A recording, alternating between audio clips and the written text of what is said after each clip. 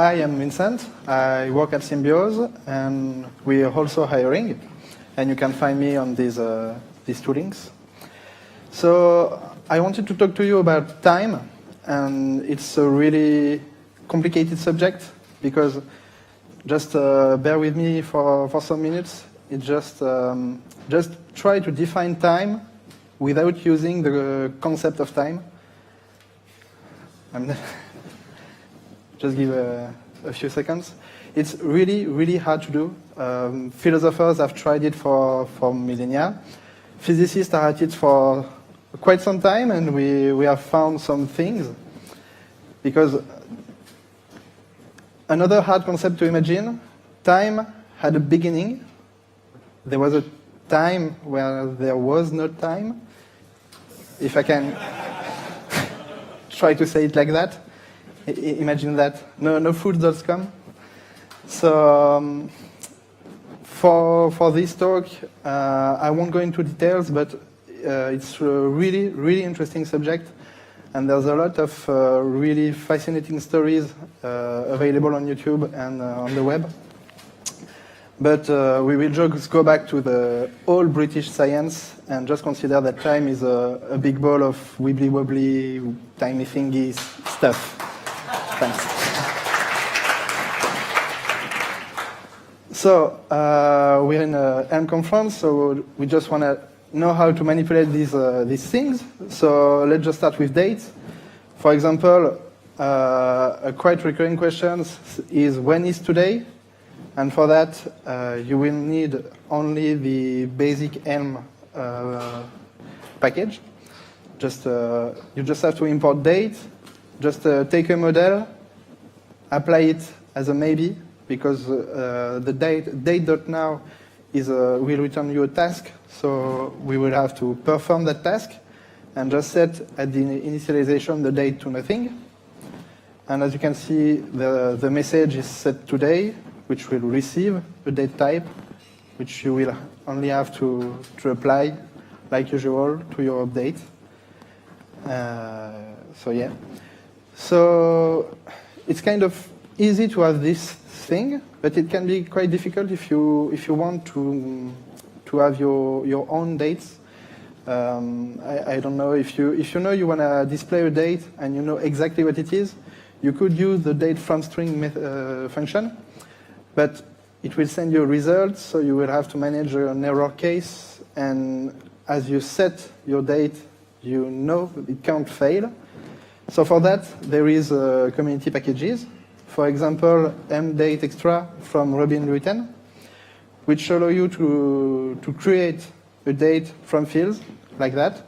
So the date from field function, you will have to put it the year, the month, the day, and so on and so on. The last one is for milliseconds because it's more precise, kind of. And this package will also allow you to display your dates. So for example, a US formatted date function that will take a date and just give you a string. It's a little bit of boilerplate because you have to take into account a config for each language. And by language, I mean each country, more or less. Because you all know that the USA don't speak English, they speak American. And you have to take that into account. And you have to take that into account also from things that can be not quite instinctive, because the first day of the week is something that changed country to country. For the most part, the week starts on Monday, but the USA and I think 2 or 3 other countries in the world started on the Sunday. And I know there are more countries that don't use Sunday or Monday, but it's really hard to find. And if you have insight about that, I'm really curious about it. So with this function, you will have some quite nicely done date. Maybe not the most US thing you will see, but there's a date. And you also can do other things with this package. As I showed, you can create a date. You can compare dates. And I will say that when I say date, I mean date and date times. I just mix the two concepts. So you can compare dates, just two dates, just know if one is before a date or after a date. You can also compare three dates, usually to know if a date is between the other two. You can calculate durations. So the two things for that, you can add or subtract durations to an already existing date, and you can just calculate a diff between them. You will get a record with each duration steps. And there is this kind of translation, which is not really a translation, but a kind of display that will accommodate for the moment 15 countries or 15 languages. There may be some countries that use the same. So feel free to do a pull request if you have languages that aren't in this package. But, and here is an extract from the README package. Please be warned that there are many ways to manipulate dates that produce basically incorrect results. And about that, time zones.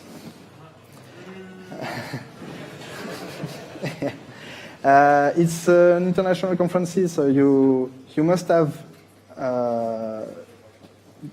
dealt with time zones just in order to get up. But a lot of people will think about time zone and remember this kind of map, and I think there's more to it. Just a fun fact, you can look at China and Russia. Russia has 3 or 4 time zones, China only has 1. So it must be hard to get up in the morning. And let's just focus on Australia. Australia, which, if you paid attention, has 3 time zones. And I just represented them with assuming that it is 6 p.m. on the west. Yeah. But you have to take into account daylight saving time. So already it gets kind of messy. And then there's this guy.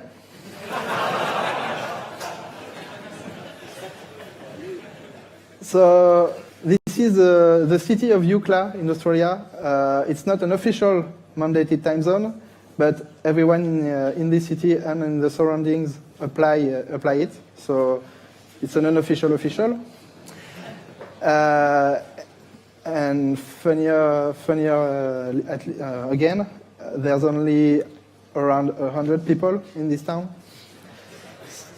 So it's really easy to have a time zone.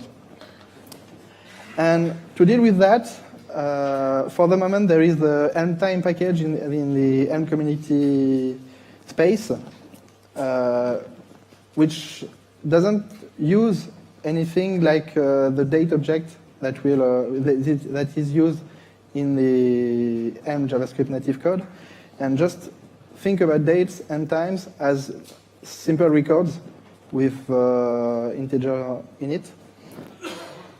There is no translation though, so you can manipulate the date and time, but you will have to do yourself the display. And there's a drawback if you're into that kind of stuff. The package is really heavier because it has to take into account the time zone data. And when I mean heavier, I mean this kind of data. So kind of pretty. And it's already compressed data, as you can kind of see. It's just a list of things into a single string. And that's just the tip of the iceberg. The data is taken from the Moment.js database, and that is just the current time zone data, and you won't have information into the past for that. So if you need to make calculation into the past from a country that have changed time zones, and there are a lot of them, you will need to use an API for that. So no Elm for this one. And here is an example of how it works.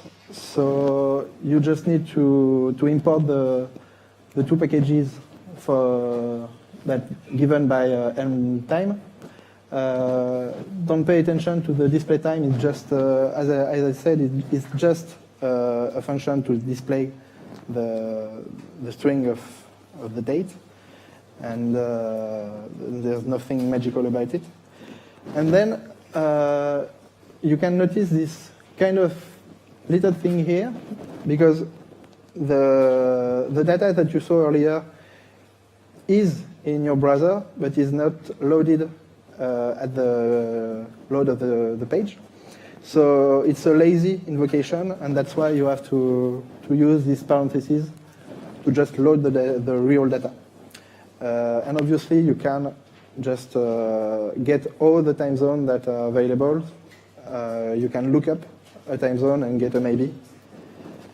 And after that, you just use the zone datetime function. You pass it a time zone, and you create a random date. You can use the zero record and just update the fields. So you don't have to pass to the function each and every one of the values. Each of them is set to 0, as the name implies.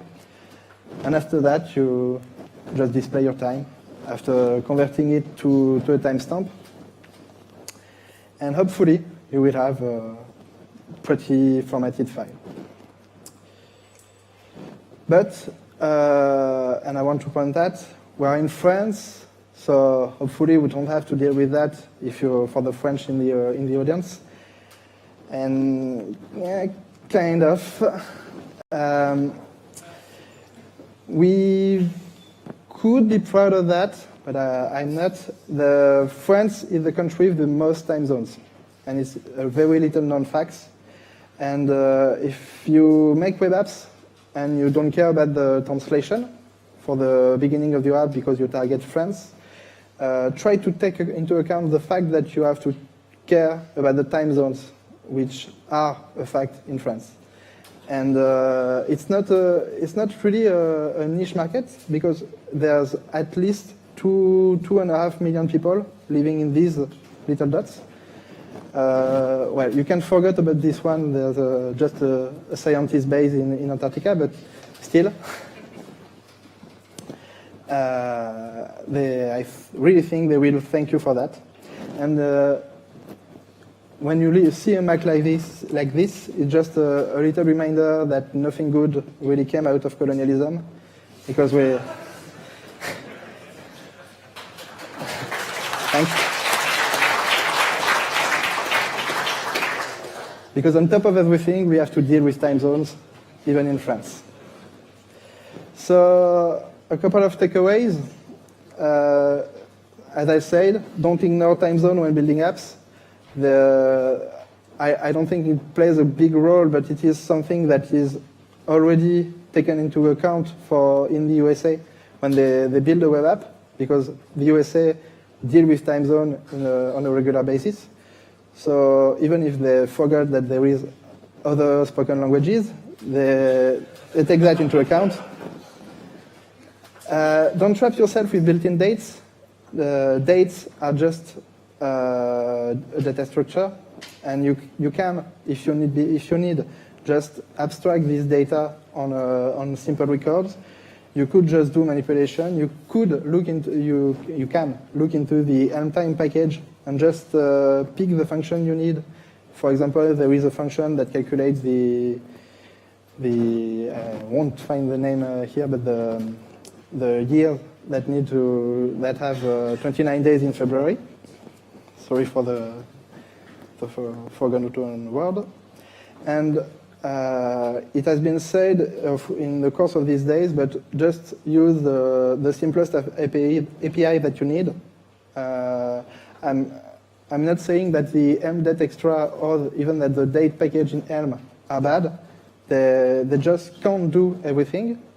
And it's easy to refactor, so you can just start with dates, simple dates, go to Elm date extra, and migrate all your data to Elm time.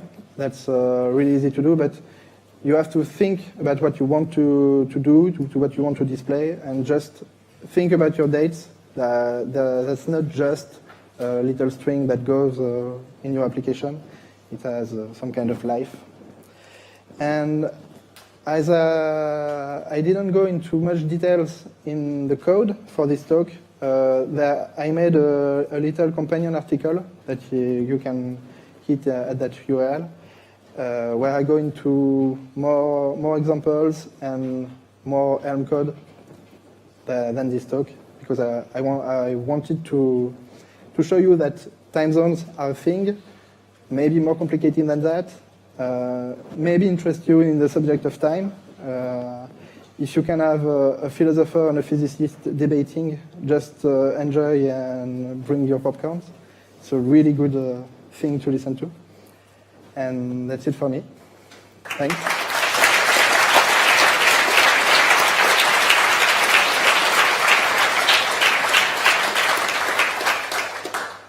And if you have questions.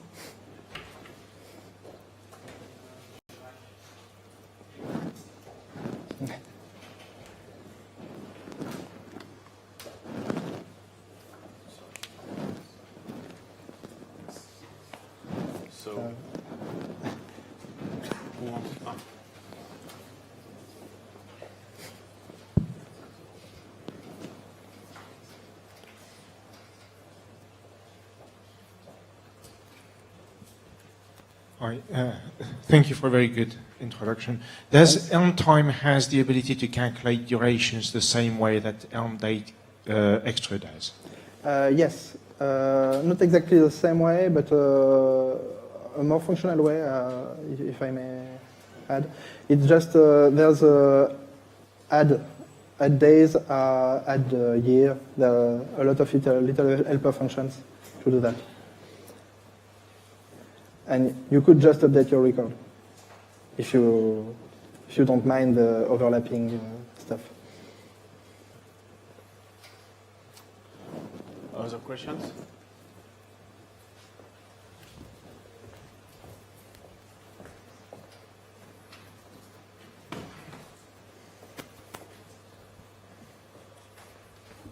Thanks. You mentioned that the package is kind of heavy because all the data is actually compiled into the bundle. So I have two questions. So like, how big a size are we like roughly talking about in terms of bundle size? And also, as far as I know, time zone data can change also. How do you plan on keeping data up to date? The update will be manually. You will have to update the package, and I think it's just a patch update each time. And for the size, just the file that I showed you is, I think, about 180 kilobytes. What? 180 kilobytes. So it won't be in your bundle if you don't need it. But as long as you just use one of these time zones, you will need the other ones. So, that's that. Thank you. We'll take one last question, if there is. If there are.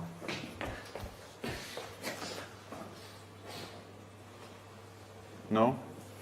Ah, yeah. Yes, I just have a small comment. There's another date extra package by a different author, somewhat confusingly, which is very good for calculating sort of recurring dates and sort of date, into the future and that sort of thing. So I just wanted to mention that. Do you remember the name? It's by Justin Mimps, I All right. believe. I'm not sure that's correct though. It's also called Date Extra. Yeah. So yeah, I didn't talk about it because I didn't have the chance or the need to use it. It's because the Elm Date Extra from Robin Written is suggested quite often. But yeah, there is some other packages and one that I published that just deal with superposition of dates. But yeah, just look into the README and try to see if that's what you need. Okay. Thank you very much. So thank you.